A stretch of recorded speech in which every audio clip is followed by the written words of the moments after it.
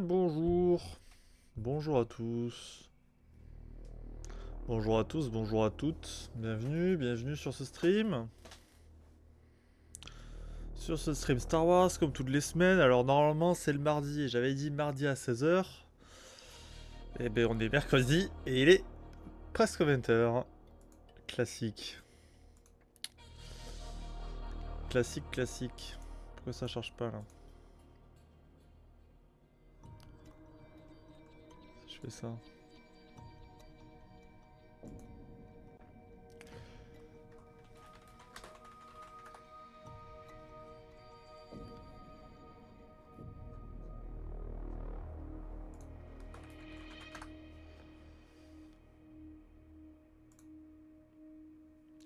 Pam pam.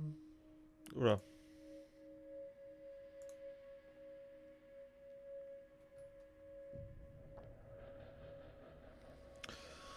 Pop pop pop pop pop pop pop.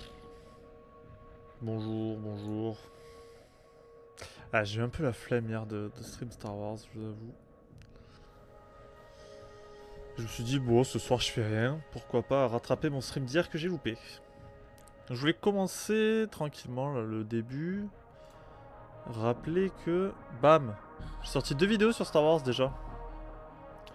Alors celle-là, j'en avais déjà parlé dans un live précédent, mais celle-là est sortie. Et j'ai oublié d'en parler la semaine dernière.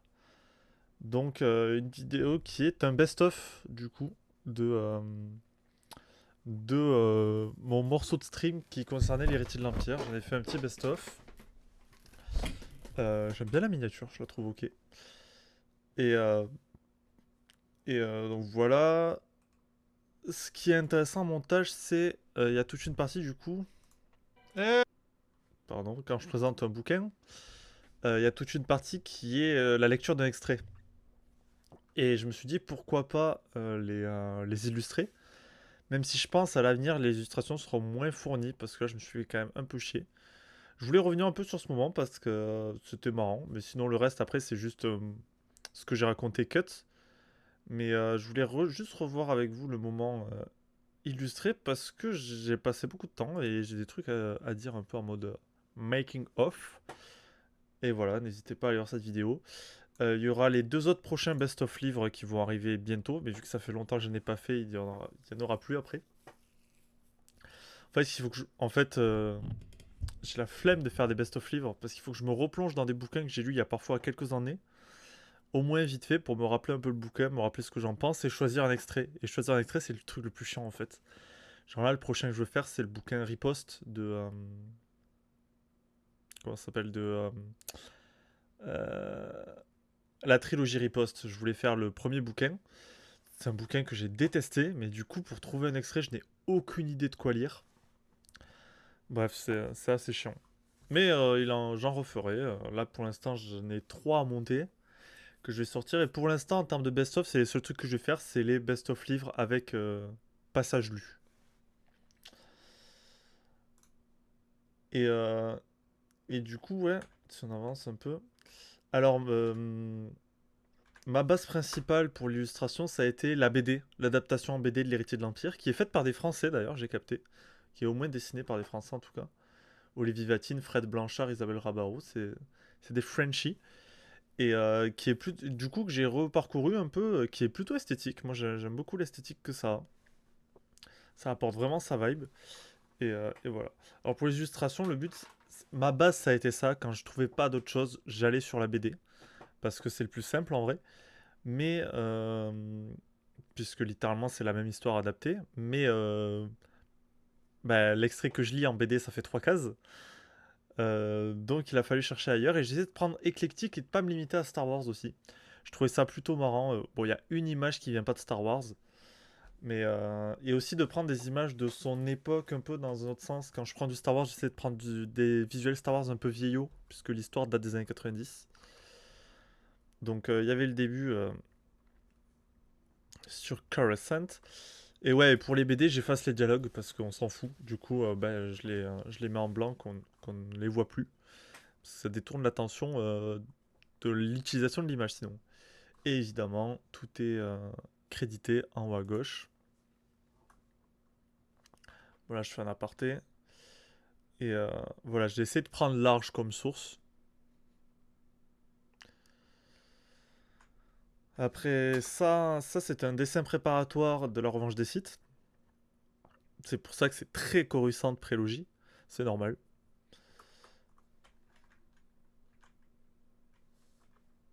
Donc voilà, celui-là il est pas mal. C'est un très joli concept art en plus. Qui est pas de Duke Chiang, qui est de Eric Tiemens, parce que Duke Chiang est le concept artiste de la prélogie, mais c'est pas lui là.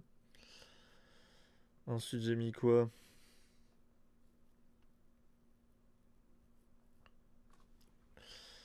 Ah ouais, ça c'est ma préf. C'est les yeux avisés verront que c'est pas du Star Wars et c'est Los Angeles en fait. En fait, c'est un moment où Luke. Attends, je retourne un peu en arrière. Se perdait aux quatre horizons, apparemment infini comme la cité. Loin vers le sud, Luke devinait les monts Manarai. Donc en fait, voilà, Luke il voit des silhouettes de montagnes au loin à Coruscant, ce qui n'existe pas dans les visuels plus modernes d'ailleurs. Et du coup, j'ai cherché une ville, j'ai cherché des images de mégalopole où on voyait des montagnes au loin. Alors j'aurais pu prendre Grenoble, mais je savais que depuis Los Angeles, on voyait des montagnes voilà. Donc j'ai cherché Los Angeles de nuit avec les montagnes dessinées. Très jolie photo de Kevin Casey Chen. Voilà.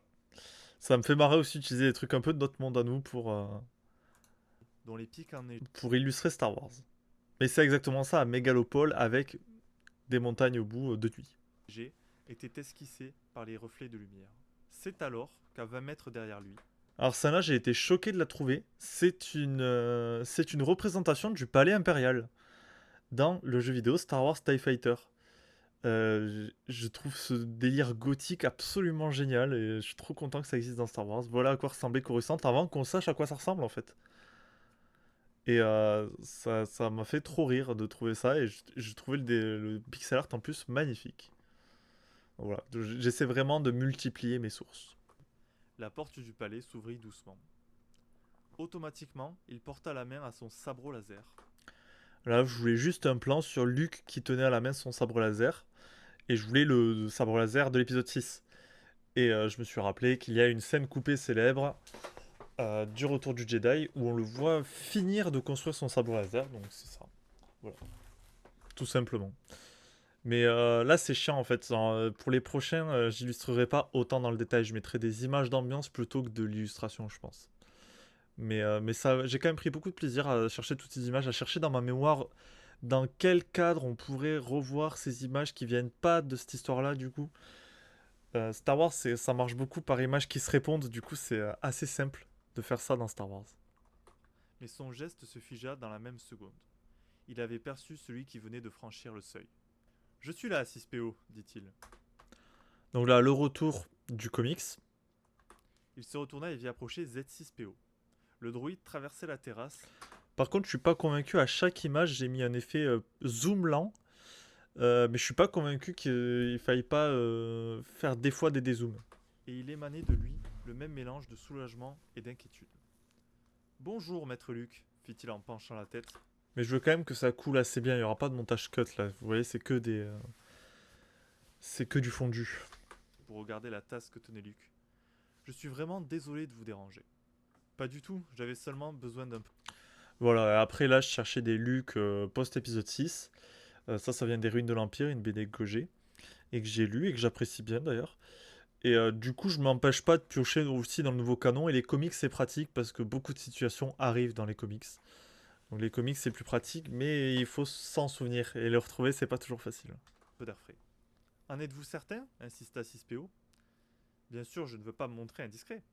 En dépit de son humeur, Luke ne put s'empêcher de sourire. 6PO n'était jamais vraiment arrivé à se montrer à la fois prévenant, curieux et courtois.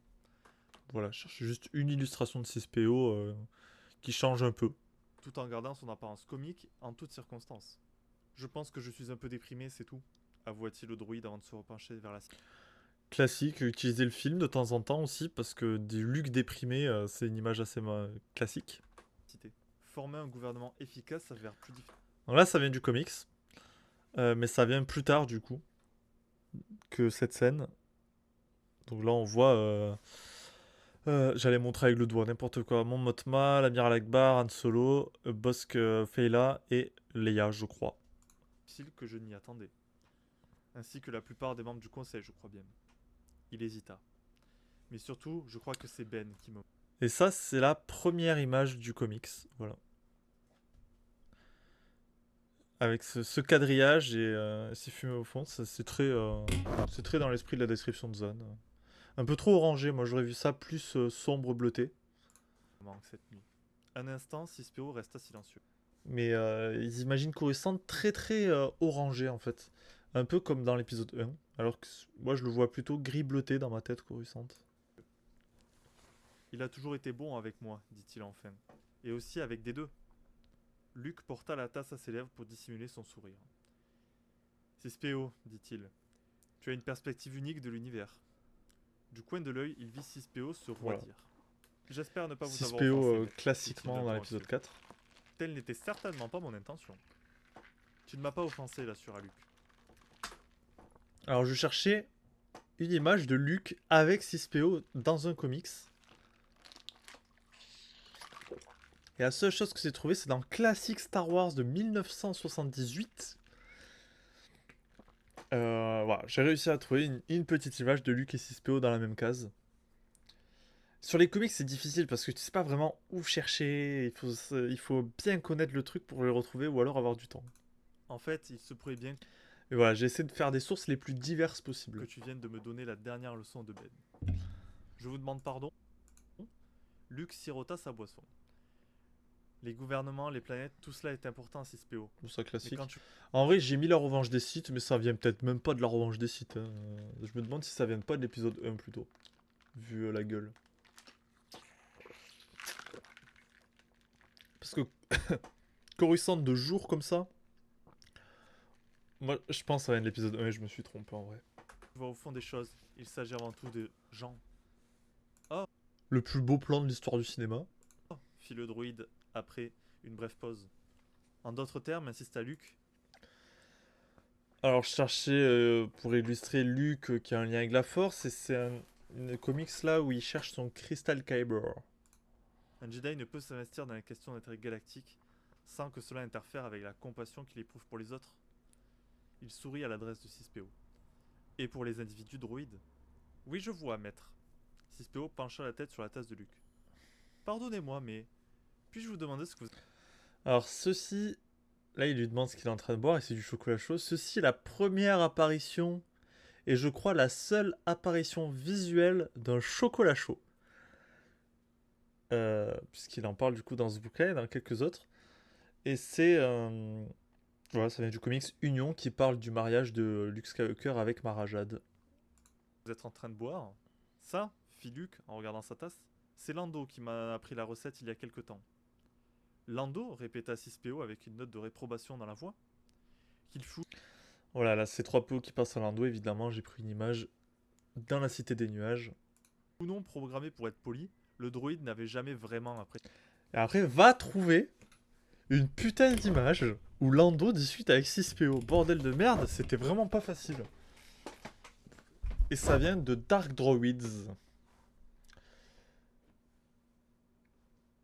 En plus, ça tombe bien parce que Dark Droids, normalement, c'est 3PO a les yeux violets parce qu'il s'est fait contrôler par une entité externe. Et là, on voit pas ses yeux, du coup, ça passe. Lando. Ce qui n'était guère surprenant vu les circonstances de leur première rencontre. Oui, mais même si c'est d'origine douteuse, c'est très beau. Et alors ça, c'est une autre représentation visuelle du chocolat chaud dans Star Wars, tenue par un Wookiee, je crois bien. Je pense, j'ai pas trouvé la preuve, mais je pense que c'est un item. Parce que ça vient du jeu, du MMO Star Wars Galaxies. Et je pense que c'était un item. Vu la forme carrée et tout ça, c'était un item chocolat chaud. Voilà l'icône. Bon, dit Luke. Ça s'appelle du chocolat chaud. Je vois, fit le droïde en se redressant. Ma foi, maître, si vous allez bien, je pense que je devrais y aller. Le comics. Certainement. À ce propos, pour quelle raison es-tu donc venu? C'est la princesse Leia qui m'a envoyé, bien sûr, fit Cispeo, surpris de l'évidence de la question de Luke. Elle m'a dit que vous éprouviez un sentiment de détresse. Luke secoua la tête avec un sourire. Et là, du coup, j'ai cherché une image de lien entre Luke et Leia d'à peu près de la bonne époque. C'est bien de Leia de savoir le soulager précisément quand il en avait besoin. Voilà, donc Voilà, voilà, pour les illustrations aussi, j'ai bien aimé ce que j'ai fait à la fin avec la musique de Max Rebo. un peu de ces 3 PO, des droïdes voilà, qui sont des êtres sentients dans Star Wars, du coup c'est logique d'avoir un peu de leur pensée dans un bouquin, finalement. Voilà pour l'héritier de l'Empire. Et voilà, petit écran de fin, pas piqué d'un ton. Bon, tous les mardis à 16h, depuis que j'ai sorti cette vidéo, je ne l'ai respecté aucune fois. C'est la dernière fois, on était mardi 20h et là, on est mercredi 20h. Bref.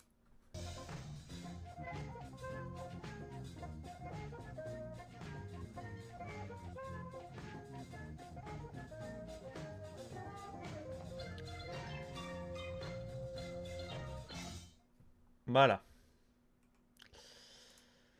Donc voilà pour mes vidéos Star Wars. Je voulais commencer avec ça. Alors le titre d'aujourd'hui c'était Rebels bien, Bad Match nul, plus encore des BD, plus petit récap timeline Star Wars, plus l'Atlas Star Wars. Alors on va parler des BD maintenant. Après on fera Rebels bien, Bad Batch nul, j'ai deux vidéos à mater. Plus petit récap sur la timeline Star Wars, on verra ça à la toute fin je pense. Et l'Atlas Star Wars un peu plus tard. Alors du coup, je vous rappelle, est-ce que ça serait affiche? Non. Si je mets celui-là, non. Si, bam. Je vous rappelle mon projet qui est d'acheter toute la série des Star Wars de Hachette, qui a fait une série en 140 tomes, qui, qui a à peu près tout Star Wars. Tous les comics Star Wars. Alors du coup, vous voyez là, j'ai acheté un gros morceau d'un coup là. J'ai acheté 14 tomes d'un coup, pour un coût au tome de 4,20 €. Alors je vais vous en parler ici, j'en ai lu aucun encore. Mais c'est prévu, j'ai quasiment du coup des numéros 47 à 61, il manque juste le 59, on va voir, c'est un peu dommage. Alors déjà, hop là, j'ai la trilogie originale, les adaptations en BD, donc le 4, le 5 et le 6. Je vous avoue, c'est pas les BD qui m'intéressent le plus dans cette collection. J'en ai 4, voilà, j'ai l'épisode 1, 4 et 5 et 6. Juste parce qu'ils font partie de la collection, sinon honnêtement je m'en fous totalement. Je trouve ça pas très intéressant. Et c'est des adaptations de l'époque, je crois. Ouais, c'est les adaptations rétro, donc qui ont été faites dans les années 70. Visuellement, du coup, c'est un peu à l'ancienne. Oh, peut-être celui-là, il date pas de...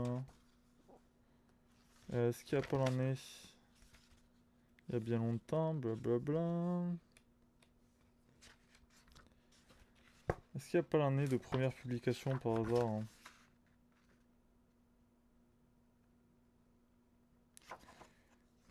Je crois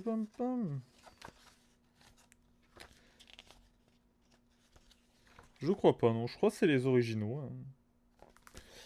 Bref. Alors, c'est pas ce qui me passionne le plus. Ensuite, j'ai 1, 2, 3, 6. Bon, là, j'en ai pris que 5, j'ai pas réussi à tout porter. J'ai 6 tomes de la série Rébellion, que je ne connais pas, que je ne connais que de réputation et qui en a une plutôt pas mauvaise. Je crois que c'est toute la série. Ouais, c'est toute la série. Et ensuite, 4 tomes d'une série Star Wars, qui n'est pas la série Star Wars classique par contre, qui est un truc plus récent. Voilà, 4 tomes qui continuent l'histoire après l'épisode 4, que je n'ai pas lu non plus et que je connais pas trop même de réputation. Et ensuite j'ai Les Ombres de l'Empire, donc le récit qui fait le lien entre les épisodes 5 et 6, Mais c'est le tome 2 qui se passe pendant le 6, je crois. Ou juste avant le 6. C'est pas le tome de l'histoire qui est aussi en bouquin, qui est aussi. Enfin, l'histoire, le fameux histoire multimédia de Les Ombres de l'Empire. Le gars qui vendait l'eau l'avait pas, malheureusement. Bon, tant pis. Voilà, voilà. Donc, bah, je vous parlerai de tout ça une fois que je les aurai lus. Là, je pense. J'en ai 21 maintenant. Sur 140. Donc, je pense j'en achète pas tant que je les ai pas un peu lus. Alors, il y en a, j'ai que certains numéros de la série. Du coup, je les lirai tant que j'ai pas tout de la série. Mais là, Star Wars et Rébellion, je vais les lire. Les adaptations des films aussi. Et, euh, et je reviens vers vous une fois que c'est fait. Et du coup, ce qui nous amène à 21 BD possédées sur 140 pour un total de 87,82 €. Ce qui fait à peu près 4,18 € le tome, ce qui est pour l'instant tout à fait acceptable, je trouve. Voilà pour les BD. Mais ouais, ça avance doucement. Là j'ai une autre vue sur un mec qui en vend par lot qui me coûterait une cinquantaine d'euros d'un coup. Je vais attendre le mois prochain, voire le mois d'après, voire la rentrée. Parce que financièrement, ça commence à être tendox. Ouais, on était là. Voilà, voilà. Pour les BD. Euh, je pense on va parler on va faire les deux reacts maintenant.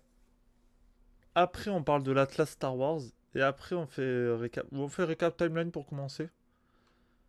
Non, on fera le récap timeline à la fin, comme ça, si j'ai la flemme, je peux le skip. Alors, du coup, je nous ai trouvé deux vidéos. La première de Absolute, comme on avait réagi la dernière fois, sur The Bad Batch, qu'il a sorti à la fin de la série. J'ai beaucoup de choses à dire sur The Bad Batch. Et la suivante de l'Empire Écarlate, qui est une toute petite chaîne. Alors, en fait, je cherchais une vidéo. La dernière fois, on avait réagi sur une vidéo de The Clone Wars et je voulais trouver une vidéo Star Wars Rebels maintenant. Et ben voilà, c'est fait. J'ai juste tapé Star Wars Rebels analyse pour chercher les trucs en français. Donc elle date d'il y a 1 an et demi à peu près, un peu plus, il y a presque 2 ans. C'est un mec qui apparemment a découvert Rebels sur le tard. Donc on verra ce qu'il a à dire sur Rebels. Mais j'ai bien vite commencé avec... alors avec quoi on commence?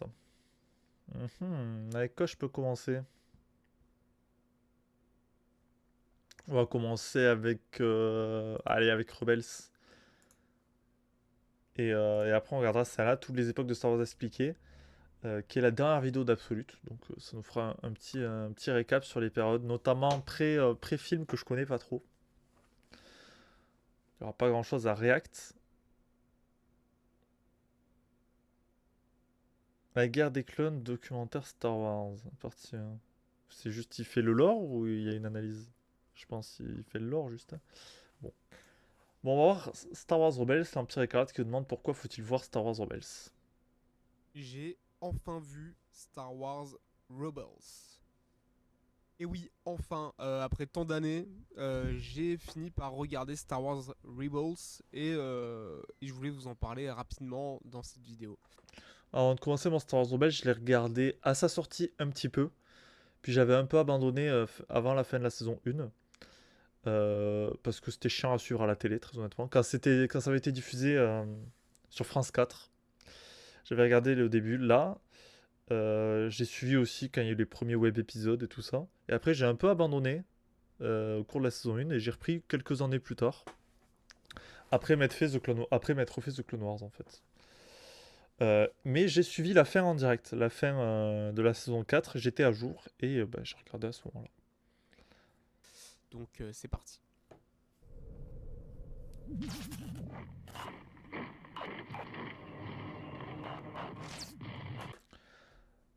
Déjà, il a fait son générique en hommage à Clone Wars 2003, donc respect. Salut à tous. Alors, vous l'aurez compris, j'ai un peu tardé à regarder Star Wars Rebels. Alors en réalité, à l'heure où je vous parle, je l'ai fini déjà depuis quelques mois.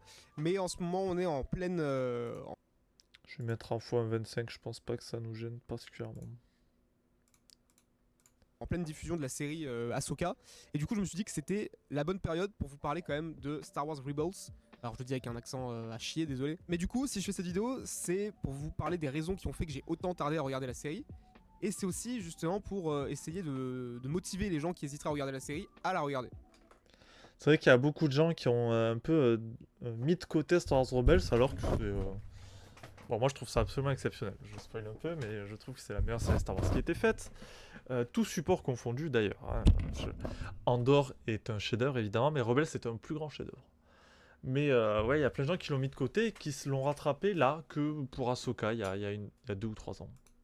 Alors déjà, ça m'a étonné parce que en fait, la série, elle a commencé à être diffusée il y a 9 ans déjà, c'était en octobre 2014, à savoir la même année que la fin de diffusion de l'avant-dernière saison de Clone Wars. Parce que souvenez-vous, à l'époque, ils avaient coupé brutalement Clone Wars, ils étaient passés à Rebels, et ensuite on avait eu la saison finale de Clone Wars en 2020.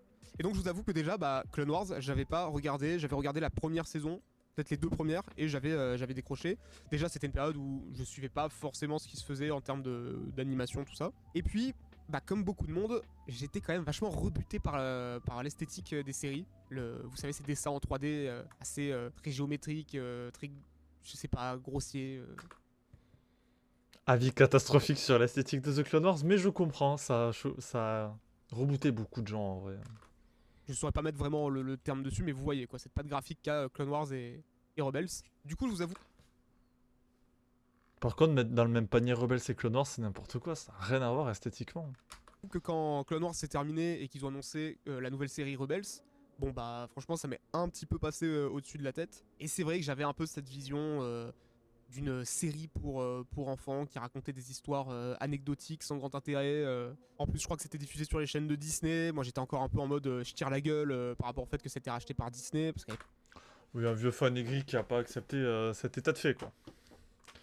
Pourtant, Rebels, c'était intéressant à regarder parce que c'était la première production du visuel de Disney. on s'attendait au pire avec ce rachat. On faisait quand même bien de se méfier. Mais bref, déjà que j'avais eu du mal à regarder. On faisait quand même bien de se méfier, je suis pas d'accord avec ça. Parce que Disney nous a donné le pire et le meilleur. Vraiment, à peu près un projet sur 2. Moi, je trouve que c'est entre Kata. Non, il y a quelques trucs ok. Bon, en termes de film, on a plus connu le pire que le meilleur. Mais moi, je maintiens. Hein, Star Wars 7, c'était nul, mais Rogue One, c'était génial. Star Wars 8, ça a divisé, puisque c'était nul. Mais Solo, c'était sympa. Star Wars 9, c'était à chier. Je trouve le bilan est vraiment mitigé de Disney, en fait. Il y a eu autant de bonnes choses que... Il y a eu des bonnes choses, des mauvaises, des moyennes. Des Clone Wars, là, on partait sur une série avec des nouveaux personnages totalement inconnus. Les mêmes styles de dessin qui m'avaient pas plu déjà avec Clone Wars. Par contre, frérot, tes lunettes, il fallait les mettre quand tu regardais la série. C'est pas le même style de dessin, arrête avec ça. Enfin bref, ça partait assez mal quoi. Visuellement, je voyais des trucs, j'étais en mode oula, ça. Ce qu'on a reproché à Rebels, c'est justement d'avoir une esthétique trop Disneyifiée. Alors que Clone Wars avait au moins, même si elle a pas plu à tout le monde, sa patte très marquée. Jamais de la vie je regarde quoi. Et j'en entendais de temps en temps parler autour de moi. C'est vrai que les gens disaient quand même du bien de la série. J'entendais parler de Thrawn, des combats, des inquisiteurs, tout ça. Mais bon, j'étais en mode oui, ok, après c'est Star Wars, je doute pas qu'il doit y avoir des trucs cool. Mais encore une fois, c'est je pense l'aspect graphique qui m'empêchait le plus de me tourner vers cette série. Et finalement, la série s'est terminée en 2018 et je m'y suis pas plus intéressé que ça quoi. Voilà, il y a plus de Clone Wars, plus de Rebels. Ça m'atteint pas tant que ça quoi. Moi, c'est les films qui m'intéressent, c'est le live action. En fait, pour moi, en termes d'animation, je ne jurais que par le Clone Wars de 2003. Vous savez, la version en 2D qui commençait, je me souviens, avec. Je crois que le premier épisode, c'est un épisode sur Mace Windu. Non. Qui te démontait une armée de droïdes à lui tout seul, il n'y avait aucun dialogue. Ensuite, ça enchaînait sur des épisodes avec des clones qui faisaient des actions de fou furieux. Bref, pour moi, c'était ça la série et je tirais la gueule en fait quand j'avais appris qu'ils avaient décanonisé la série. Parce que même encore aujourd'hui, cette série, elle raconte des choses qui sont hyper importantes au récit pour la suite, pour la revanche des Sith, etc. Alors évidemment, on y reviendra ensuite. En vrai, ce que ça raconte, ça reste de l'anecdotique. Même les trucs bataille de Coruscant et tout ça, si c'est décanonisé, ça change pas la face du monde en fait. Mais Clone Wars raconte au final une histoire bien plus importante dans son ensemble. Mais quand même, sur le Clone Wars de 2003, on voyait par exemple le kidnapping de Palpatine ou encore pourquoi Grievous était asthmatique. Enfin bref, les années passent, Disney nous offre le contenu Star Wars qu'on connaît tous, aussi bien le bon que le mauvais. Et finalement... Et tu mets Mandalorian dans le bon, moi c'est ça qui me rend fou, mais... Parce que là on est quoi en 2023, ouais la saison 3 est sortie, c'est mid Mandalorian. Finalement, on entend parler d'une série sur Ahsoka suite à son apparition dans la série The Mandalorian. Alors moi, n'ayant pas vu Rebels encore à cette période, je tilte pas particulièrement. Je me dis bon bah ok, on verra ce que ça donne, pourquoi pas. Je sais que c'est l'apprenti d'Anakin. J'avais déjà vu 2-3 extraits à droite à gauche comme quoi elle devenait de plus en plus stylée au fur et à mesure des saisons, etc. Parce qu'il faut rappeler qu'Ahsoka quand même quand elle a apparu la première fois dans Star Wars, de souvenir, c'était quand même un personnage assez détesté, assez méprisé quoi. C'était la gamine insupportable qui allait être dans les jambes d'Anakin tout le temps. On en avait parlé la dernière fois, hein. C'est vrai que les fans n'ont pas accueilli Ahsoka de la manière la plus sympa qui soit. En plus, bon bah c'était un peu choquant pour nous de se dire que Anakin avait une apprentie, ça avait pas trop de sens et comment la série allait amener ça de manière à ce que ça reste quand même cohérent avec l'épisode 3. Plot twist, ils ont très bien réussi leur coup. Enfin bref, du coup, série sur Ahsoka, on verra bien. Moi il faut savoir qu'entre temps, j'ai regardé les 3 dernières saisons, 3 dernières saisons je crois de Clone Wars finalement, je m'étais motivé à les regarder parce que déjà la dernière saison de Clone Wars se passait pendant l'épisode 3, donc je me sentais un peu, c'était mon devoir quoi. Puis j'avais entendu parler qu'il y avait le retour de Dark Maul, il y avait le frère de Dark Maul. En plus, comme en parallèle, je regardais The Mandalorian, je savais qu'il y avait des liens, vous savez, avec Bo-Katan et le Mandalore, tout ça. Donc, à un moment, déjà, je commençais à me dire, putain, les séries live action me font comprendre que si je veux en savoir plus, c'est dans Clone Wars, et probablement Rebels ensuite, que je vais devoir me plonger pour avoir certains détails. Et La faute à Dave Filoni, c'est un problème, moi je trouve. C'est un vrai problème des séries live. Et au final, du coup, je me suis maté ces 3 saisons de Clone Wars et j'ai adoré, tout simplement, parce que en fait, on a déjà, avant même la dernière saison, on a déjà la mise en place de l'an 66 qui est racontée, avec les premiers clones défaillants, chez qui la puce s'active, etc. J'ai pas regardé les quelques saisons d'avant, alors comme je vous ai dit, j'avais regardé la 1 quand j'étais plus jeune, peut-être la 2, mais je me rappelle plus exactement. Mais parce que après, faut quand même reconnaître une chose, c'est que je sais qu'il y a de très bons épisodes, que j'ai vus d'ailleurs, je les ai vus certains au compte-gouttes à droite à gauche, ceux dont l'histoire m'intéressait, mais il y a quand même énormément de fillers dans Clone Wars, et On va pas refaire le stream de la dernière fois, mais est-ce que c'est un problème s'ils sont bons? Et tu te plains du nombre de fillers et t'as dit que Mandalorian c'était bien, bon. Bref. ça, pour le coup, c'est une critique qu'on peut pas enlever à la série, je trouve. Il n'y a pas tout qui apporte quelque chose au récit. Enfin bref, Et t'as dit que The Mandalorian c'était une bonne série. C'était ce que Disney a fait de bien. Alors que The Mandalorian, qu'est-ce que ça apporte de... Bon, bref. j'avais adoré les 3 dernières saisons de Clone Wars et je m'étais arrêté là en me disant, bah dans tous les cas, Rebels, ça m'intéresse pas, ça m'attire pas. Encore une fois, les personnages, je les connais pas. Et il y a cette pack graphique, j'y arrive pas. Alors pourtant, j'ai vu Clone Wars qui a à peu près le même style de dessin, mais Non, non, toujours pas. Ça n'a toujours pas le même style de dessin. Mais c'est pas grave, hein. T'as le droit de pas aimer le style de Rebels, mais c'est pas la même chose. même si Rebels a un style un peu plus différent, qui pour moi, non, j'arrivais pas encore à me tourner vers Rebels. Et donc finalement, en début d'année, il y a ce teaser d'Ahsoka qui sort, où on voit tous les personnages de Rebels, on comprend que ça va parler de Thrawn, on comprend que ça va parler d'Ezra, et moi, putain, je me dis, là, je peux pas... Ah oui, là, si tu veux regarder Ahsoka, qui est en fait de la saison 5 de Star Wars Rebels, eh ben, t'as pas le choix, quoi. regarder une série qui littéralement raconte la suite d'un truc que j'ai pas vu, c'est pas possible. Et parallèlement, je ne peux pas ne pas regarder une série Star Wars. C'est pas possible non plus. En tout cas, une série live action. Ah, ces gens qui mettent à part les séries d'animation, là, ça m'énerve. Surtout sur Star Wars, où pendant longtemps, on a eu que ça comme série, donc on a fait avec ce qu'on a eu. Donc, Ça m'énerve. le jour même, je crois, où ils ont sorti le premier teaser d'Ahsoka, je me suis lancé. J'ai lancé le premier épisode de Rebels. Alors, le but de cette vidéo, évidemment, c'est pas de vous spoiler Rebels, c'est plutôt de vous encourager à aller découvrir la série avant d'aller voir Ahsoka. Et si par hasard vous avez déjà vu Ahsoka, il se peut qu'il y ait quand même pas mal d'éléments que vous n'ayez pas compris. Donc je vous invite justement à aller voir Rebels pour mieux comprendre ce qui se passe dans Ahsoka. Rebels, du coup, ça raconte l'histoire d'Ezra Bridger, un jeune garçon sensible à la force qui a grandi sur la planète Lothal. Un jour, lors d'une mission de récupération de marchandises, l'escouade Phantom va rencontrer Ezra Bridger, et Kanan Jarrus, membre de l'escouade et ancien chevalier Jedi, va sentir le potentiel en Ezra. Je vous la fais bref. C'est pas vraiment l'escouade fantôme, c'est juste l'équipage du Ghost. Étrange façon de résumer. Mais du coup, Kanan va prendre sous son aile Ezra en tant qu'apprenti Jedi, et on va alors suivre tout au long de la série l'évolution de ces deux personnages à travers la force. On va bien sûr suivre également l'évolution de chacun des autres membres de l'escouade, à savoir Hera Syndulla, la pilote, Sabine Wren, une ancienne Mandalorienne, Zed Aurelius, un Lazat dernier survivant de son peuple, et Chopper, un droïde astro-mécano. Au cours de la série, on va évidemment découvrir les Inquisiteurs, parce que oui, les Inquisiteurs n'ont pas été inventés dans Kenobi, mais bien dans Rebels. On va également avoir le retour de Dark Maul. Je pense pas que ce soit un spoil depuis le temps. Et évidemment, on va faire la rencontre du grand amiral Thrawn. Je pense un des méchants les plus charismatiques. Et le retour d'Ahsoka. Parle de ce pourquoi t'as lancé la série. Et le retour d'Ahsoka. De l'univers Star Wars. Certains grands personnages de Star Wars vont également faire leur retour. Ça, je vous laisse découvrir qui. Mais il y a évidemment notamment Ahsoka Tano, puisque, Ah, je le pardon. rappelle, mais J'ai rien dit. Ahsoka, la série fait directement suite à Rebels. Donc elle a son importance dans la série. Donc voilà, ça c'est plus ou moins En vrai, elle a pas tant que ça son importance. Enfin, elle est importante, mais c'est un perso secondaire de la saison 2 et qui après disparaît. Ezra y est très attaché, mais c'est vrai qu'Ahsoka, finalement, ça m'avait choqué quand j'avais revu la série. Elle apparaît très peu dans Rebels en vrai. Elle doit apparaître un épisode sur 3, un truc comme ça. Et on y est attaché juste parce que moi j'avais vu Clone Wars, quoi. le synopsis de Rebels.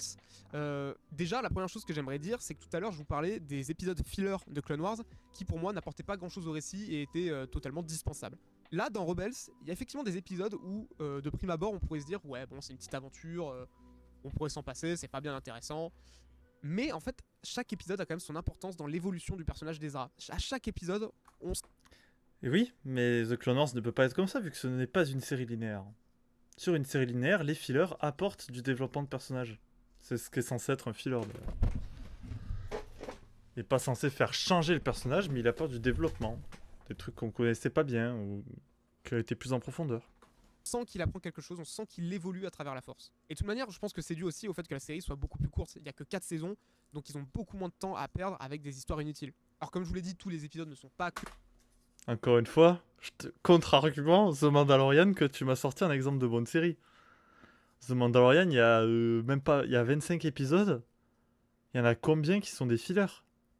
Je sais pas, je dirais 15. focus sur Ezra.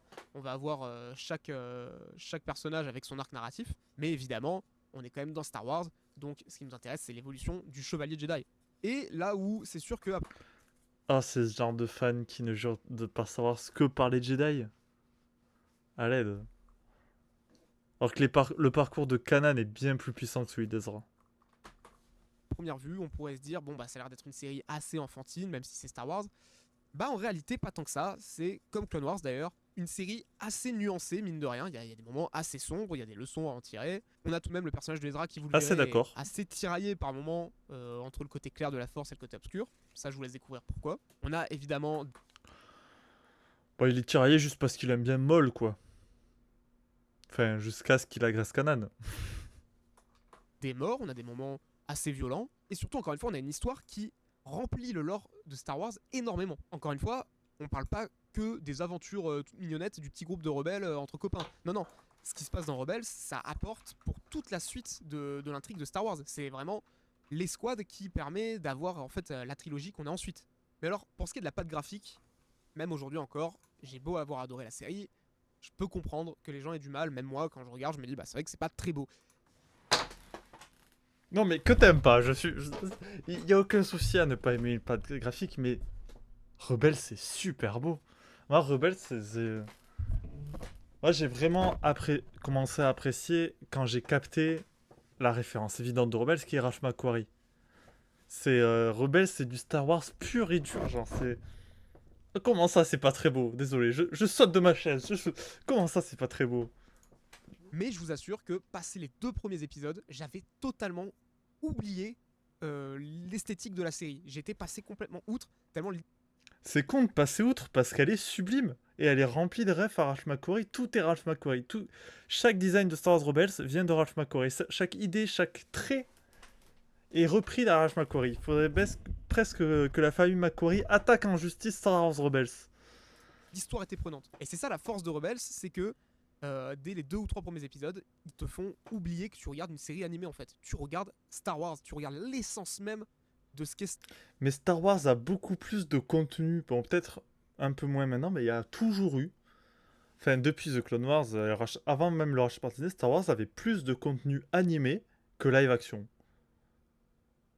C'est Star Wars is animation, comme on dit. Star Wars. Et ça, c'est trop bon. Donc honnêtement, à toutes les personnes qui se sont pas encore motivées à se lancer dans Rebels, faites-le. Si vous êtes un vrai fan de Star Wars, vous ne pouvez pas passer à côté de cette série. C'est vraiment indispensable si vous souhaitez étoffer vos connaissances et comprendre encore mieux la trilogie originale et comprendre toutes les séries qu'il y a autour. Vous Ça, je suis pas d'accord. Ça change absolument rien à comment tu vois la trilogie originale. Les séries Mandalorian et Ahsoka, évidemment. devez regarder Star Wars Rebels. Ouvrez la serrure de votre esprit un petit peu fermé, un petit peu obtus comme moi, et plongez-vous dans le truc. Laissez-vous. Ouais, maintenant, le combat, ça va être te faire comprendre que l'animation de Star Wars Rebels, c'est sublime. Mais t'as juste pas l'air d'être un gars très animation, en fait. Juste, Allez, c'est Star Wars, et si vous aimez ça, faites-moi confiance, vous allez kiffer Star Wars Rebels, vous allez kiffer les personnages, kiffer ce que ça raconte, kiffer les... Après, au-delà de l'esthétique, Star Wars Rebels, c'est une animation beaucoup plus classique, finalement, par rapport à The Clone Wars. C'est du modèle 3D basique, très dans son jus des années 2010. Hein. musique, les planètes, les ambiances, enfin. Et puis surtout, vous allez encore plus savourer Ahsoka parce que vous allez directement voir les références. Ah oui, ça c'est le personnage qui vient de là. Ah oui, ça c'est le machin qui vient de ceci, de cela. Vous devez regarder Star Wars Rebels. Donc voilà, c'était un petit peu ma vidéo pour vous parler de cette série que j'ai longtemps reniée et que au final j'ai complètement adoré, qui pour moi est à la hauteur de, voire au-dessus de ce qui a été fait parfois en live action. Donc franchement les gars, allez-y, Star Wars Rebels, valeur sûre, foncez. Et également, si vous n'avez pas encore vu Clone Wars, bon bah, moi ce que je vous conseillerais de faire, c'est quand même de regarder éventuellement les 3 dernières saisons. Vous ne serez pas spécialement perdu si vous connaissez, si vous renseignez. Ouais, mais dans les 3 dernières saisons, il y a la 4. Et la 4, elle est chiante. Enfin, elle est pas chiante, mais c'est vraiment pas la meilleure, la 4. Hein. Ah non, du coup, il doit parler de la 5, 6, 7, pardon. Mais la 6, il se passe rien dans la 6. C'est là l'arc... Ah, il y a peut-être l'arc Horde 66. Mais après, c'est l'arc Windu, Mertalzin, Jar Jar. Hein. Un minimum sur le lore de Clone Wars de base, qui sont les personnages, etc. Bon, voilà. Bon, la vidéo était pas si intéressante, mais je comprends son avis en vrai, mais... Non, Rebelle, c'est pas moche. Bref. Passons à Bad Batch. Par contre, je suis un peu fatigué, donc je pense qu'on va finir le programme sans trop tarder, je pense, au bout d'une heure et demie de stream, je couperai. Je suis pas en forme, là. Mais je vais quand même essayer d'assurer au moins 1 heure et demie. Allez, mon cher Absolute, analyse et avis sur Bad Batch. En un mot, Bad Batch, je déteste. Bad Batch, c'est terminé. Après 3 saisons, la dernière production en date de Dave Filoni vient d'arriver à son terme. Alors, qu'est-ce que j'en ai pensé de cette ultime saison et sur quoi elle pourrait nous mener? C'est justement les sujets de la vidéo du jour. Une série à la hauteur. En débarquant de nulle part en 2021, on était tous curieux de voir ce que cette De nulle part, non. Ça vient d'un arc de The Clone Wars, quand même. série allait nous présenter en mettant en scène une escouade assez atypique de soldats clones à une époque particulièrement troublante de l'histoire. Alors si je dois vous résumer mon avis sans trop spoiler pour le moment, je dirais que le voyage est quand même plutôt positif dans l'ensemble, mais malgré tout assez long. Et le problème principal étant qu'au cours de ce voyage, la série m'a à énormément de reprises permis de découvrir tout un tas de choses particulièrement intéressantes sur lesquelles nous n'avons jamais pu nous attarder. Et c'est Donc en gros, il a dit, la série est chiante, mais il y a du lore. bien là le véritable point noir de la série selon moi, bien qu'il soit bien sûr à nuancer. En effet, The Bad Batch est une série qui met en avant la fameuse escouade de soldats clones. Il est donc logique que les épisodes soient exclusivement centrés sur les membres de cette petite troupe, et que le reste soit accessoire. Ils sont comme nous, spectateurs de tout un tas d'autres événements, mais pas spécialement partie prenante pour autant. Et ce problème débouche donc sur un autre, sur le fait que je trouve les saisons bien trop longues pour ce qu'elles ont à nous raconter. Ce qui fait qu'on se retrouve à énormément de reprises à avoir des épisodes filler. Arrêtez de vous plaindre des épisodes filler, même les épisodes pas filler de The Bad Batch, ils sont chiants. Oh là là. On utilise trop le mot filler, moi je trouve. Faudrait moins dire épisode filler. Parce que des fois, du coup, on le dit sur des trucs qui le sont pas. Et c'est pas mal les épisodes filler, faut arrêter avec ça. Qui ne font pas Surtout sur des séries et saisons un peu longues, genre là, 13 épisodes, vas-y, il y a quelques fillers, c'est pas très grave. Sur du 8 épisodes, c'est chiant. avancer l'intrigue pour un sou. C'était plus ou moins la même chose avec les premières saisons de Rebels, où les épisodes Mais non, arrêtez de comparer, ça n'a rien à voir. Avec les premières... Avec toute la série The Clone Wars, si tu vas par là. Les épisodes importants étaient souvent les premiers, ceux de mid-season, puis les épisodes de conclusion. C'est dommage. C'est C'est faux. dommage parce qu'en nous montrant d'autres choses intéressantes et pertinentes sur lesquelles on ne prend pas le temps de s'attarder, on a l'impression que la série est une sorte d'acte manqué et que, comme je l'ai toujours dit, The Bad Batch aurait largement gagné à être une série traitant d'un thème plus large, comme celui des clones en général, avec des épisodes centrés sur la Bad Batch et Omega, et d'autres sur par exemple Rex et ses propres projets. Mais il y en a. C'est dingue de... Il y a ça. Après, au bout d'un moment aussi, faut... Genre... ok, des fois, c'est chiant quand il n'y a pas de lore. Mais au bout d'un moment, on peut avoir aussi des séries qui parlent juste des personnages et qui se relient pas à l'histoire générale. Hein, s'ils sont bien faits. C'est pour ça que je ne reprocherai jamais à Rebels d'être parfois un peu loin de l'histoire principale. Hein. Parce que les histoires des personnages qu'on a sont géniales. Alors que Bad Batch, les persos sont chiants. Il y a un perso qui a des émotions, c'est Omega. Il y a vite fait Tech qui a quelques arcs. Et dès que Tech commence à avoir un développement, il le bute. Et les autres, bah, moi j'aime bien Echo après. Donc comment il s'appelle? Echo, il disparaît de la série au bout d'un moment. J'aime bien Crosshair. Crosshair, il a un bon développement. Il y a des délires de personnages sympas. Mais Hunter et Wrecker, il y a que dalle. Hein. Que dalle à soupe sous la dent. Hein. Et à partir de la saison 3, bah, en plus, il y a que eux, quoi. Je pense que sur le long terme, la série dans sa globalité aurait eu un meilleur rythme et moins d'épisodes où elle n'avait justement pas grand chose à nous raconter.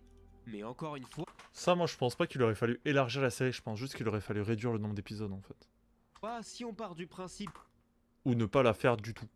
que la série n'a pas pour objectif de nous raconter ce qu'il se passe du côté de Rex, alors il est difficile de lui reprocher. Mais pour reprendre l'expression que m'avait donnée quelqu'un qui me reprochait, entre guillemets, de trop vouloir regarder par la fenêtre alors que la série The Bad Batch était un long voyage en train, et que je lui avais répondu qu'en même temps, ce qui se passait dans le train était nettement moins intéressant que ce qui se passait à l'extérieur. Et je pense que cela C'est bizarre comme métaphore. Quand t'es en train, justement, tu regardes par la fenêtre. Je comprends pas le... vaut encore aujourd'hui. Donc une nouvelle fois, je réitère, je n'ai rien contre la Bad Batch, je trouve juste que leur traitement est assez pauvre, et qu'on aurait tous eu à y gagner si tout ce qu'on avait pu voir dans cette 3e saison avait été condensé dans moitié moins d'épisodes. Oui. Car oui, il peut y avoir du drame, il peut y avoir du développement de personnages, mais comme je le reproche trop souvent aux productions de Dave Filoni, c'est que le tout reste bien trop superficiel. Heureusement, il y a bien un personnage qui se démarque car il est développé, même si malheureusement c'est un peu le seul, c'est bien sûr Crosshair. Un personnage torturé qui de mon côté, et surtout avec ce final, peut être Surtout dans la saison 3, c'est le perso le plus intéressant de très très loin. comparé à une sorte de Jaime Lannister, le soldat expérimenté, sûr de ses compétences et de ce qu'il est, qui s'ouvre peu à peu Je te suis pas trop sur la comparaison. Je vois ce que tu veux dire, mais pour moi c'est tiré par les cheveux. au reste du monde, au Parce que c'est juste, il a dit personnage gentil qui redevient... personnage méchant qui redevient gentil, du coup c'est Jamie Lannister.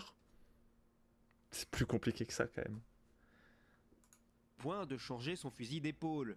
Mais ce changement s'accompagne également de nombreux traumatismes, d'abord psychologiques, puis physiques, avec le même dénouement les concernant, à savoir la perte de leur main d'arme, celle qui leur permettait d'être très bons dans un domaine en particulier. Ok, j'avais oublié ça. En vrai ça se tient. J'aurais dit une vidéo très intéressante d'ailleurs, une nouvelle vidéo tuto de Unreal Engine de Orisa Games. C'est très drôle Serge Zigzag ça, dis-moi. C'est pas du Star Wars, du coup on n'en parle pas. Hein. Qui représentaient toute leur vie. Le sniper pour Crosshair, le combat à l'épée pour Jamie. Je ne sais pas si ce parallèle est voulu, mais je le trouve plutôt bien Parce que c'est du stand-up, bien sûr, Unreal Engine. trouvé.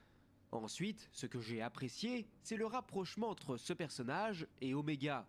Le fait que celle-ci prenne petit à petit le comportement ou les réflexes que peut avoir Crosshair, Enfin, en vrai, ce qu'il a apprécié, c'est juste... Je suis d'accord, hein, ce qu'il a apprécié, c'est ce que j'ai apprécié dans la série aussi. Hein. C'est notamment dans cette saison 3, c'est la seule chose qui tienne le coup, en fait, qui vaille le coup de quelque chose. Hein. ce problème, c'est qu'en dehors de ces deux personnages, j'ai trouvé Wrecker et Hunter absolument inexistants dans cette saison. Alors oui, bien sûr, ils sont bien ils soient inexistants depuis 2 saisons. bien là, hein, mais honnêtement, que ce soit eux ou d'autres, ça n'aurait pas changé grand-chose. Heureusement, la scène finale est là pour nous rappeler qu'Hunter est le papa du groupe et qu'il veut à tout prix protéger celle qu'il considère comme sa fille. Là, c'est bien le seul moment où on le capte. Mais je pense que ce trait de caractère aurait là encore pu être un peu plus développé dans les épisodes précédents, et d'ailleurs quand on voit le Développé tout court, même. Hein. Moi, je suis beaucoup plus méchant envers cette série. Hein. niveau de violence proposé dans le dernier épisode, je pense qu'il aurait pu être cool de voir un Hunter particulièrement énervé lorsque celui-ci se met à la recherche d'Omega, et qu'il aurait été prêt à tout pour la délivrer, y compris à se montrer violent. Car oui, on l'a bien vu avec ce final, la série n'hésite pas à être assez violente quand elle le veut. Je pense à la conclusion de Tous les Impériaux qui se fait dans le sang. J'ai trouvé par exemple l'échange sur le pont particulièrement puissant, notamment avec Crosser qui s'appuie sur Hunter. J'ai trouvé ça très poétique. J'étais aussi assez surpris de voir Rampart mourir suite à son échange avec la Kaminoan Nalacé, qui se fait exploser pour détruire l'ensemble des recherches du projet Nécromancie.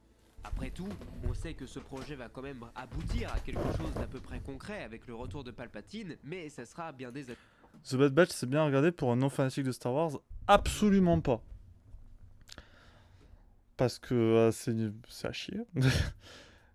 Et même pour un fanatique de Star Wars, c'est pas si... Moi, je trouve ça pas si satisfaisant que ça.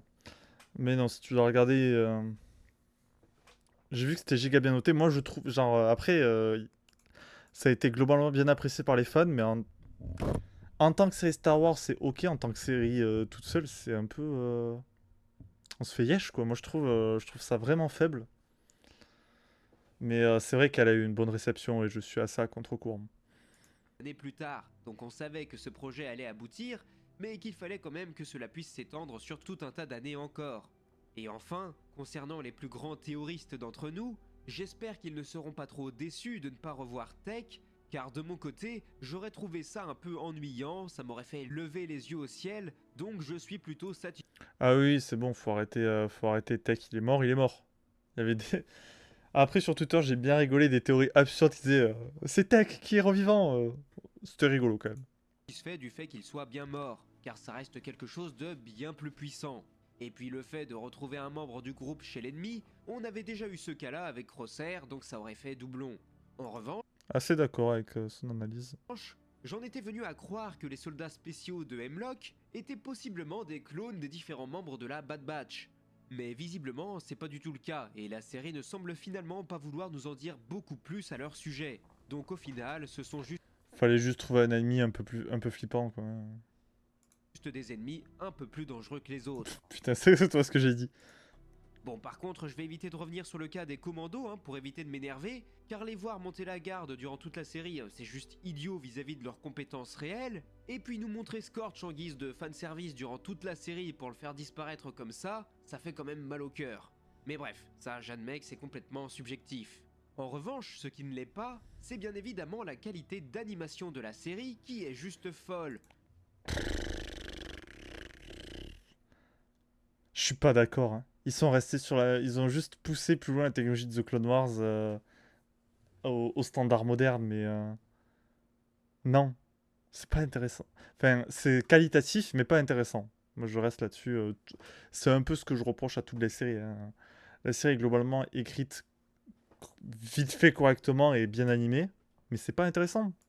Je ne vais pas épiloguer là-dessus car je n'ai pas le bagage nécessaire pour vous expliquer en quoi c'est meilleur, mais visuellement le résultat est... Alors ta gueule, si tu sais pas expliquer pourquoi, moi je peux te le dire pourquoi c'est moins bien. C'est juste un affinage de la technologie de The Clone Wars qui pousse vers le réalisme. Du coup c'est pas intéressant pour une série d'animation, autant faire du live action. Et en plus les couleurs sont dégueulasses, délavées, et cette série est super grise.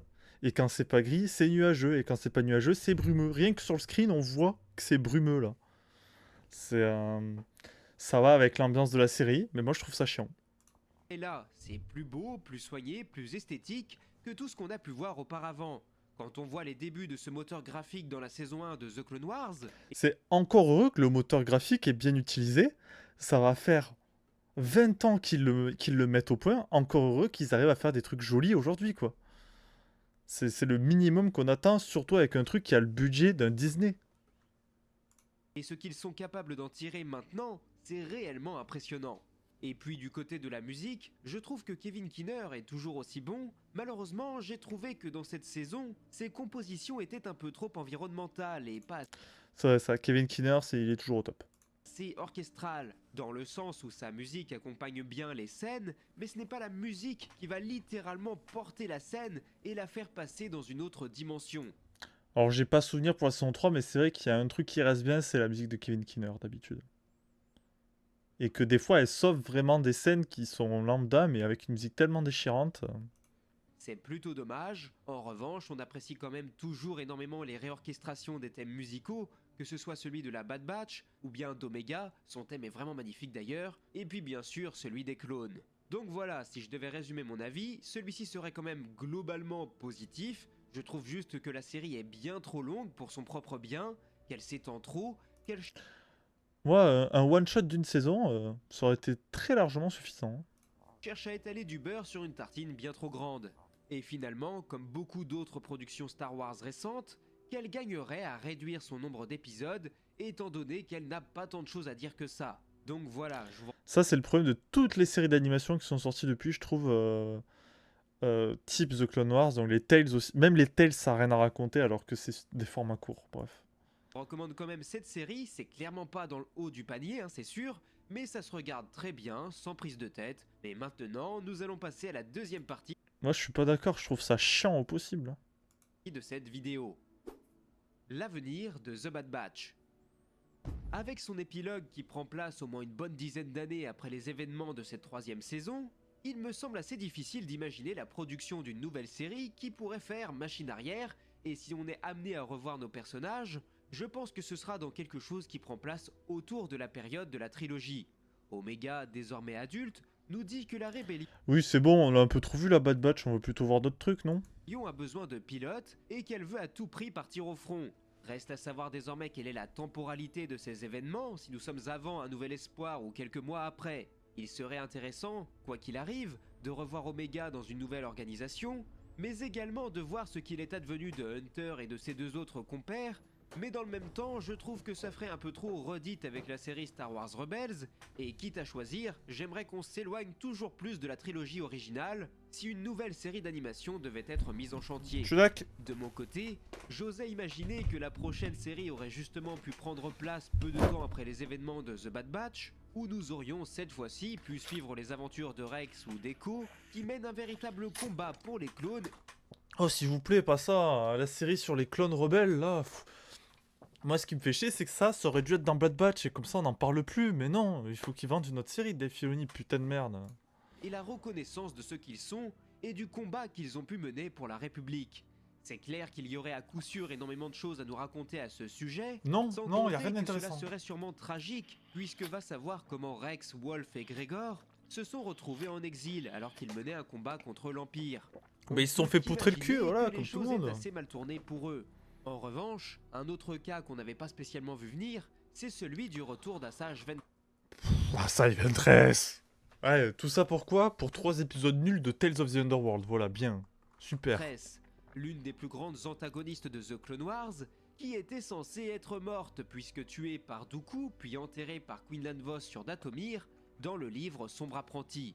Mais visiblement, Filoni n'a encore une fois pas pu s'empêcher de mépriser le travail d'une autrice qui avait justement été engagée pour écrire cet arc de The Clone Wars qui n'avait pas pu apparaître dans la série.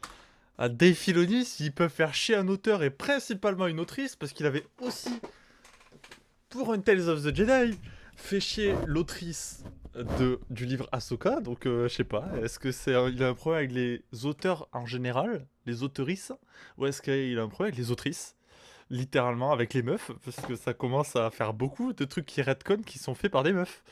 Ça fait 2 bouquins quand même. Enfin, je crois qu'il est écrit par une meuf. Sombre apprenti. Peut-être. Je sais pas, il faut vérifier. Parce qu'il me semble qu'il a dit autrice là. Christy Golden, oui, c'est une meuf. Et le roman Ahsoka. E.K. Johnson, tu m'aides pas. T'es une meuf ou t'es pas une meuf? Emily Kate. Non, mais il veut juste faire chier les meufs, voilà, c'est tout. Moi je dis, il redcon que les trucs de meufs, voilà. Ma nouvelle théorie de Dave Filoni, ce gros misogyne. Le pire étant bien sûr que le rôle d'Assage est au final assez mineur dans l'épisode dans lequel Ah, c'est un caméo, vraiment. Il a ramené un perso d'entre les morts pour un caméo, quelle honte, quoi. elle apparaît. Donc si ça pouvait être quelqu'un d'autre, pourquoi prendre le risque de ramener un mort à la vie?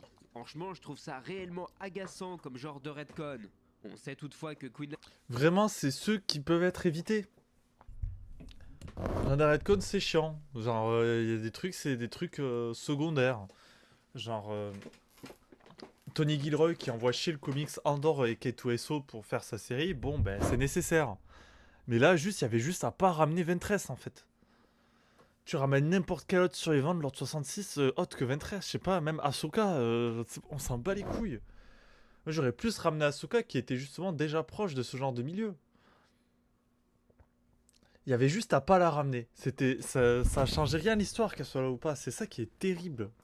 Vos, l'amant de Ventress et également Jedi, est toujours en vie, puisque dans la série Obi-Wan Kenobi, il aide les survivants Jedi à prendre la fuite.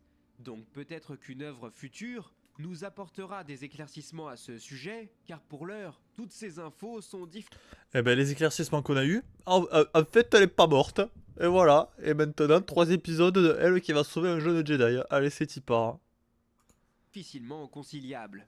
Bref, voilà tout ce que j'avais à dire sur les pistes qui nous sont laissées par cette 3e saison. Je ne sais pas si Lucasfilm a déjà en projet la production d'une nouvelle série d'animation avec ce moteur graphique. J'espère que c'est le Après, je suis pas sûr qu'on parle de moteur graphique. C'est pas un jeu vidéo non plus. cas, car depuis près de 15 ans maintenant, l'animation Star Wars fait partie de notre quotidien. Et j'espère que cela continuera, mais quitte à choisir, Pas moi. j'aimerais cette fois-ci que la série se projette dans une toute autre timeline, complètement nouvelle, et qu'elle nous Ou alors faites bander tout le monde. Faites une série animation The Clone Wars post-épisode 6. Et là tout le monde bande. Où on suit... Attends, c'est pas fini. Où on suit Han, Leia, Luke. Et là, faites la 3e version de la bataille de Jakku animation. Parce qu'il y a déjà eu les bouquins Aftermath, Riposte. Il y a déjà eu la série de comics Battle of Jakku. Faites la version live avec un autre angle d'histoire où il y a aussi Anakin et aussi pardon Luke, Han Solo, Leia. Fais la 4e version parce que t'as aussi la version jeu vidéo. Ça y est que la bataille de Jakku apparaisse partout. C'est bon, merde. Elle apparaît pas encore en série. fasse découvrir de nouvelles choses, de nouveaux personnages, une nouvelle époque. Mais n'hésitez pas à me dire ce que vous aimeriez voir dans une prochaine série d'animation Star Wars. Mais en attendant, Un autre style graphique. Dieu nous en protège. S'il vous plaît, je ne veux plus voir ce style graphique, s'il vous plaît. Proposez-nous autre chose. Proposez-nous quelque chose d'intéressant. Qui n'est pas Vision, parce que je sais que Vision a des graphismes parfois intéressants selon les épisodes. Mais je veux juste autre chose. on peut toujours Je veux une esthétique marquée dans une série, s'il vous plaît. Je veux pas une série qui fait du réalisme juste parce qu'elle a pas les moyens de faire du live action. porter notre regard sur les 6 épisodes de Tales of the Empire, une mini-série d'anthologie qui sort ce samedi 4 mai, et bien sûr, je vous dirai ce que j'en ai pensé dans une autre vidéo. Sur ce, je pense que j'en ai assez dit, j'espère que cette vidéo Faudra la retrouver d'ailleurs, sa vidéo sur Tales of the Empire, je suis chaud. Mais voilà, bon, The Bad Batch, bah, il est quand même pas complètement en train de sucer, ce qui me fait plaisir parce que, bordel de merde sur le Twitter Star Wars, qu'est-ce que ça se pépon. Qu'est-ce que ça pépon cette série. Mais bref. Le livre que je voulais parler aujourd'hui. On enchaîne. Ah, j'ai envie d'aller me pioter là, c'est terrible. C'est l'Atlas Star Wars, l'Atlas Galactique, qui est canon. Voilà, c'est un atlas canon, mais en fait c'est pas vraiment un atlas, et c'est tout le problème. Les cartes n'ont aucun sens réel, en fait, elles permettent juste de parler de plein d'événements qui se passent sur une planète, au même endroit. Et en plus, moi je pensais que ça allait intégrer des trucs du nouveau canon et tout, sauf qu'en fait il est sorti méga tôt cet atlas. Du coup, ça intègre juste des trucs des films jusqu'au 7 uniquement. Peut-être jusqu'au 8, je sais plus. Des séries d'animation et très très peu d'autres trucs. Il y a quelques trucs de bouquins, quelques trucs des comics, mais vraiment pas grand chose, qui est assez décevant. C'est pas Essential Atlas qui était sorti en 2012 ou 13, je sais plus. C'est assez anecdotique en fait. Mais les dessins enfantins sont très jolis, mais c'est pas des cartes quoi. C'est juste des grands. On voit mal là, je pense, mais c'est juste des très grands dessins. Hop là. Avec quelques lieux importants. Genre là, c'est quoi? C'est Jakku, oui. Pas grand chose à dire sur Jakku. Avec quelques lieux importants, quelques-uns importants, mais rien de plus. Et hormis que c'est très joli, en fait, c'est vraiment un bouquin de divertissement, pas du tout un atlas un peu lore, un peu truc de lore, quoi. En fait, j'ai rien d'autre à dire sur ce. Désolé, je bâcle un peu là. J'ai très chaud en plus. Bref. Bon, je voulais juste regarder une dernière vidéo. Voilà, on va regarder cette vidéo et après on s'en va. C'est encore Absolute qui nous explique les époques Star Wars. Et on va voir un peu ce qu'on peut apprendre là-dessus. Et après j'arrêterai le stream parce que je tiens pas. C'est pas des bonnes conditions pour stream. J'ai envie de me casser. Comprendre toutes les époques de Star Wars. Star Wars est un univers extrêmement riche, et même s'il peut être à destination des plus jeunes comme des plus âgés, il peut parfois être difficile de s'y retrouver, surtout quand on désire en savoir plus. À travers cette vidéo, je vais donc vous présenter toutes les époques de l'univers.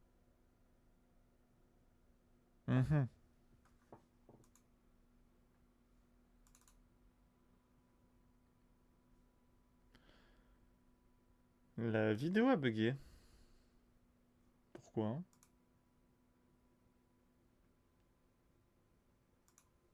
Même Mako, elle veut pas continuer le stream. Comprendre l'époque de l'univers dit canon de Star Wars, ce qui désigne, pour rappel, toute la chronologie de l'univers depuis que Disney a racheté la licence, et que tout ce qui a pu sortir avant 2012, à de rares exceptions près, n'est plus à prendre en compte dans cette nouvelle histoire avec un grand H. Alors ça, c'est très raccourci. Parce qu'il y a encore des trucs qui sont sortis en 2013-14 qui ne sont pas canon. C'est 2014 la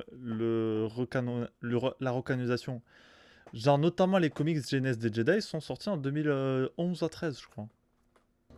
Qui ne sont plus canons. Mais sans plus tarder, nous allons pouvoir commencer avec la première époque, celle que l'on nomme l'aube des Jedi. Celle-ci prend place environ 25 000 ans avant les films. Exactement comme dans l'univers Legends, ils se sont pas fait chier. A noter également que dans l'univers de Star Wars, ce sont les événements du film Un Nouvel Espoir qui servent véritablement de marqueur temporel.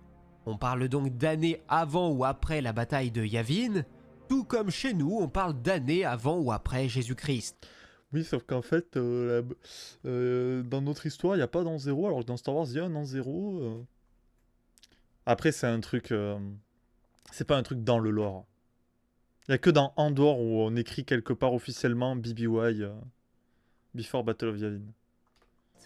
Donc, comme je le disais, l'époque de l'aube des Jedi prend place environ 25 000 ans avant les films. À l'heure actuelle, nous ne savons que peu de choses à son sujet. Les rares œuvres qui présentent des histoires s'y déroulant ne sont que des contes ou des fables, autrement dit des histoires somme toute sympathiques pour la plupart, mais qui n'ont pas vraiment de valeur pour nous apporter des informations pertinentes la concernant. Avec la série Andor, Moi, je trouverais ça bien que ça continue comme ça, en vrai. Parce que justement, une période si ancienne, on ne peut en conserver que des contes et des fables. nous avons tout de même eu à plusieurs reprises la mention de soi-disant envahisseurs Rakatan, Comme dans l'ancien univers étendu. Ça m'énerve qu'ils reprennent à ce point l'ancien univers étendu après l'avoir décanonisé. qui auraient semé la terreur dans toute la galaxie. Le plus intéressant arrivera sûrement avec le long métrage du réalisateur James Mangold, qui devrait mettre en lumière cette époque pour la première fois au grand écran, J'ai hâte. Vraiment, hein, c'est un réalisateur que j'apprécie beaucoup sur une période qui m'intéresse beaucoup. J'ai très hâte. en nous présentant les origines des chevaliers Jedi. Nous verrons bien si ceux-ci se retrouvent confrontés à ces mystérieux envahisseurs à ce moment-là. Ensuite vient l'ère de l'Ancienne République. Celle-ci demeure également une époque particulièrement mystérieuse, puisque Lucasfilm préfère pour l'heure ne pas trop s'y aventurer. Ils ont peur de s'y aventurer dans cette période parce que les fans de cette période de l'ancien univers sont casse-couilles en fait. Voilà pourquoi ils ont peur d'y aller. certainement dans Ils préfèrent aller dans des périodes qui, dans l'univers Legends, n'étaient pas trop explorées, histoire de froisser personne pour l'instant. l'espoir d'un jour pouvoir nous présenter des films qui s'y dérouleraient, et donc on a surtout pas mal d'informations qui viennent d'encyclopédies Mais le truc, moi, c'est que s'ils font un truc Ancienne République, j'ai peur qu'ils pompent trop dans l'ancien univers Legends pour faire plaisir aux fans, et moi, ça m'énerve. ou de C'est vous avez reseté l'univers, faites-nous une nouvelle proposition, un truc qui n'a rien à voir, s'il vous plaît. guides, notamment des choses comme des personnages ou des événements qui ont été empruntés à l'ancien univers étendu, mais j'aurais tout de même tendance à vous conseiller de ne pas y prêter trop d'attention, car même si Lucasfilm ne l'assume pas encore pleinement, c'est tout à fait le genre d'information qui pourrait bien être retconné un jour, c'est-à-dire supprimé puis remplacé par autre chose si ça les arrange à ce moment-là. On a donc pas mal de personnages qui sont nommés comme Ulik Keldroma, Exarcho, Nodanur, Revan, etc. Ils ont même fait revenir Revan. Enfin, de manière officielle. De manière semi-officielle, en vrai. Moi, ça m'énerve, c'est proposez-moi quelque chose que je connais pas. J'en ai ras le cul que... Il y en a, il faut les faire revenir, voilà. Même pas en plus, genre... Bane, techniquement, est canon, mais proposez-moi quelque chose que je ne connais pas. J'en ai ras le cul, moi. J'en ai ras le cul de voir des choses que je connais déjà. Et encore, je connais très mal l'Ancienne République. Hein. Je connais juste les grands noms et les grands événements, mais... Faites chier, quoi. Je veux découvrir des choses, moi, dans Star Wars. Qui sont déjà nommés, même si on sait très peu de choses, voire même quasiment rien du tout les concernant. Mais on sait juste En fait, parce qu'il y a plein d'auteurs Star Wars qui ont écrit du nouveau Star Wars en se basant sur les trucs Legends. Du coup, ça fout la merde en plus. qu'il y a des gens qui se sont appelés comme ça à un moment donné.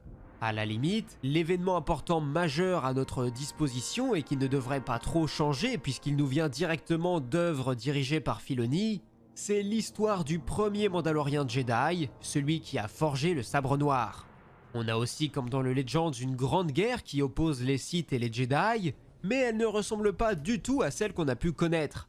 On a par exemple l'information que le temple Jedi de Coruscant a été construit plus ou moins autour de l'an -1000, et qu'il a été bâti sur un ancien sanctuaire Sith. Ce qui veut donc dire que les adeptes du côté obscur se sont à un moment donné retrouvés à contrôler la planète capitale de la galaxie. J'aime beaucoup ces illustrations, par contre, pendant des trucs Legends et des concept art. Genre ça, c'est un concept art qui était prévu pour l'apparition de l'Empereur dans l'épisode 9. Enfin, dans l'épisode 9 tel que pensé par Lucas dans les années 70. C'est un événement qui pourrait être intéressant d'explorer. Toutefois, on sait que cette guerre est remportée par les Jedi et qu'au terme de celle-ci, ils sont persuadés que les Sith ont définitivement disparu. Bien évidemment, ils font fausse route, car ceux-ci demeurent toujours, notamment à travers la personne du fameux Dark Bane, qui met en œuvre une nouvelle doctrine, celle de la règle des deux, et qui veut qu'il n'y ait plus désormais que deux seigneurs Sith, un maître et son apprenti. Cependant, la petite subtilité dans le canon, notamment depuis la sortie de Star Wars 9 et de son concept de dyade dans la Force, c'est que c'est cette prophétie, cette éventualité de pouvoir fusionner la puissance de deux êtres qui aurait poussé Dark Bane à créer cette nouvelle façon de faire pour les Sith. Pour le moment, je vous avoue que je trouve ça très bancal comme explication, Un sacré bordel, ouais. mais encore une fois, c'est quelque chose qui nous provient d'un bouquin assez mineur, et je ne serais pas étonné que tout cela puisse être amené à changer un jour ou l'autre. Ça, ils font chier, parce que c'est pas le canon qu'on nous avait vendu, qui est des œuvres plus importantes que d'autres. Mais bref, après la défaite supposée des Sith, la galaxie entre dans une nouvelle ère, celle de la République. C'est une époque de profonds changements car la galaxie entre pour la première fois depuis très longtemps dans une période de paix générale. Il peut certes y avoir des tensions à droite à gauche bien sûr, mais globalement la galaxie n'est pas perturbée par des guerres de grande ampleur. C'est donc à ce moment-là que les Jedi façonnent le temple Jedi de la planète Ilum, l'endroit où les apprentis iraient chercher leur cristal Kyber qui leur permettrait de concevoir leur propre sabre laser. Et les membres de l'ordre prennent officiellement place sur Coruscant où ils peuvent se rapprocher considérablement de la République, qui de son côté se transforme également pour se démarquer de celle qu'elle avait pu être durant la période précédente. Elle commence par supprimer son armée, elle s'installe sur Coruscant elle aussi, et un Sénat y est également fondé. Ensuite, on commence à arriver à des siècles au cours desquels les personnages les plus vieux des films commencent à naître, que ce soit Maz Kanata, Yoda, Jabba le Hutt, ou bien encore dans une moindre mesure Chewbacca. Progressivement, nous arrivons à une période phare et l'un des premiers ajouts considérables du canon, avec l'ère de la Haute République. Quelque chose Alors moi j'avais commencé à m'intéresser à la Haute République. J'avais lu les comics phase 1. Mais j'avais pas trop compris de bouquins à lire avant. Mais un jour j'essaierai peut-être les bouquins. qui n'existait pas dans le Legends, et qui, si vous voulez mon avis, est sans doute dans le très très haut du panier de ce qu'a pu nous proposer Lucasfilm depuis le rachat. Nouvelle époque, nouvelle planète, nouveaux personnages, nouvelles organisations, nouvelles menaces, et bien sûr, nouveaux enjeux. Et maintenant qu'on arrive plus ou moins Ouais, les Nils, tout ça, j'avais pas tout capté. En fait, je lis les comics de manière tout à fait illégale, en anglais. Et du coup, des fois, je galère un peu à suivre parce que je suis pas bilingue non plus. Je me débrouille, mais je suis pas bilingue. à la fin de cette ère, vu que toutes les œuvres arrivent à leur terme, j'ose espérer que Lucasfilm poursuivra ses efforts dans cette voie. Mais pour parler strictement de lore, c'est une époque merveilleuse pour la République, qui est en plein âge d'or, tout comme le sont également les Jedi. Pour témoigner de cela, la chancelière de l'époque décide de lancer tout un tas de magnifiques projets pour ouvrir la République au reste de la galaxie et les inviter à les rejoindre. Malheureusement, c'est à ce moment précis que décide de débarquer un personnage malveillant, un certain Marchion Ro, un génie du mal qui va donner bien du fil à retordre à la République, notamment grâce au contrôle qu'il peut exercer sur les Nihil, des maraudeurs de l'espace sans foi ni loi, mais aussi sur des créatures terrifiantes qui laissent les Jedi sans aucune véritable défense, les horribles sans nom. Si tout ça vous intéresse, je vous encourage vivement à vous plonger dans les différents ouvrages de la Haute République. Puis, comme vous l'aurez compris, cet âge d'or ne va pas spécialement durer. L'arrivée des Nihil Je connaissais pas cette histoire des 100 noms là. Je crois que ça y est pas dans les comics phase 1. Mais je pense que les bouquins sont bien plus précis sur le lore. marque justement la fin de cette époque glorieuse pour la République, qui va ensuite Ouais, le poursuivre chat. sa dégringolade durant Ouais. près de 2 Il a galéré à monter sur le bureau. siècles, ce qu'on peut en partie voir dans la série L'Acolyte, avec notamment le petit jeu que les Sith peuvent commencer à mener en secret pour arriver progressivement à l'ascension au pouvoir du chancelier Palpatine, où celui-ci va utiliser son autre casquette de Seigneur Sith pour plonger la galaxie tout entière dans le sang et les flammes lors de la terrible guerre des clones. C'est ce Ça, on connaît plutôt bien cette période. qui va lui permettre d'annihiler l'ordre Jedi, mais également de se faire nommer Empereur Galactique. C'est donc le début d'une nouvelle époque qui va durer environ une vingtaine d'années, qui correspondent à peu près à toute la période du règne de Dark Sidious, jusqu'à ce que l'Alliance rebelle devienne suffisamment importante pour tenir tête à l'Empire. C'est donc la période que l'on peut voir dans les films de la trilogie originale, que l'on nomme logiquement l'ère de la rébellion. Sur ta timeline, il n'y a pas écrit ça par contre, frérot. Après la bataille d'Endor, nous entrons dans l'ère de la Nouvelle République. C'est le moment où Mon Mothma est élue chancelière et qu'elle tente de remettre sur le devant de la scène des idéaux de justice, de liberté, de démocratie, mais qu'elle rencontre pas mal de soucis sur son chemin, car malgré la chute et la disparition On a si peu de choses sur cette période encore, alors que c'est la plus intéressante. Viens par là, le chat. Hop là. de Palpatine, l'Empire, lui, n'a pas totalement été vaincu. Il existe encore tout un tas de seigneurs de guerre qui occupent des petits secteurs où ils peuvent encore faire leurs lois. C'est par exemple le cas du Moff Gideon dans la série The Mandalorian. Mais prochainement, on devrait pouvoir observer la Nouvelle République faire face à une menace d'une bien plus grande ampleur, avec le retour annoncé dans la galaxie connue du terrible Grand Amiral Thrawn. D'un autre côté, nous avons aussi le personnage de Baylan Skoll, qui devrait être sur le point de faire une horrible découverte en lien avec les fameux dieux de Mortis. Chiant un peu. Ah ouais, je suis curieux, mais les gens en font trop avec Mortis. Ces êtres qui ont participé à la création de l'univers. Mais comme vous le savez, la Nouvelle République va échouer environ une trentaine d'années après son instauration et va se laisser submerger par les vestiges de l'Empire, qu'on nomme désormais le Premier Ordre, qui va de son côté frapper un grand coup en anéantissant purement et simplement le cœur de son adversaire avec la destruction de la capitale. Vous l'aurez bien sûr C'est faux. C'est pas la capitale. Dans cette nouvelle république, le Sénat est itinérant. Et à ce moment-là, il est sur Osnen Prime, qui est la capitale du système Osnen, mais qui n'est pas la capitale de l'univers. deviné, il s'agit de la période mise en lumière dans les épisodes 7, 8 et 9 de la saga. Ce qui est intéressant pour terminer, c'est que la période qui doit s'en suivre se nommera l'ère du Nouvel Ordre Jedi. Un clin d'œil évident ou bien une simple réappropriation, c'est à vous de voir, de l'ancien univers étendu, puisque la période qui suivait l'épisode 6, le retour du Guerre entre le Premier Ordre et la Résistance. Je sais plus comment il l'appelle, la guerre sur... je sais plus comment il l'appelle Jedi. sur Star Wars Universe. La Grande Guerre. Un truc comme ça. était également nommée le Nouvel Ordre Jedi, puisqu'elle se consacrait essentiellement à la formation de ce nouvel ordre par Luke Skywalker. On devrait donc avoir droit au même genre de choses dans le film consacré à Rey, et qui se déroulera après l'épisode 9, si celui-ci sort un jour bien sûr. En attendant, on devrait quand même pouvoir découvrir le film pour l'heure intitulé Star Wars Starfighter du... Bon, on a fait le tour. Bon voilà, c'était pas inintéressant de revoir tout ça, de revoir surtout ce qui est canon et ce qui ne l'est plus. Voilà, voilà. Bon, faudra que je prépare un peu mieux le live de la semaine prochaine. Mais en fait, le problème avec de faire des streams aussi précis sur Star Wars, il n'y a pas des actus toutes les semaines en fait. Donc je vais essayer de réfléchir, je pense, un peu le format. Voilà, voilà. Bon. Eh ben à la semaine prochaine ou avant. Peut-être la semaine prochaine on fera un stream Stargate pour changer, peut-être, pourquoi pas. Allez.